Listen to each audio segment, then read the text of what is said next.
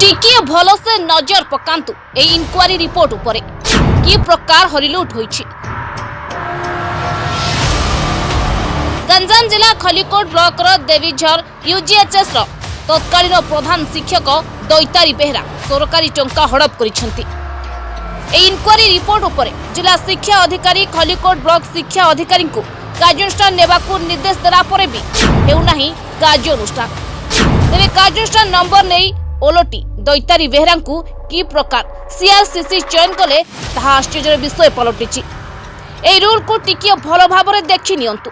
नियम जहा कहूछि जदि कोनोसी प्रकार अभियोग थाए तेबे सीआरसीसी किंबा बीआरसीसी चयन रे उक्त व्यक्ति को परीक्षारु निवृत्त करबा कथा एसएसए चेयरमैन अथवा कलेक्टर। किंतु गंजाम जिले में सबु संभव हो जाइछि।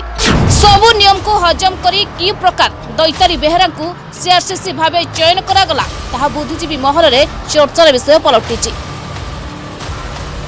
जेहेतु गंजाम जिला शिक्षा अधिकारी एवं डीपीसी हेउछंती जणे व्यक्ति विशेष, तेणु डीपीसी कि प्रकार रे दैतारी बेहरा को सीआरसीसी रो परीक्षा पाई अनुमति देले ए घटना को सुनिले एमिति लागुछि जेमिति बहु टंकार कारबार होछि।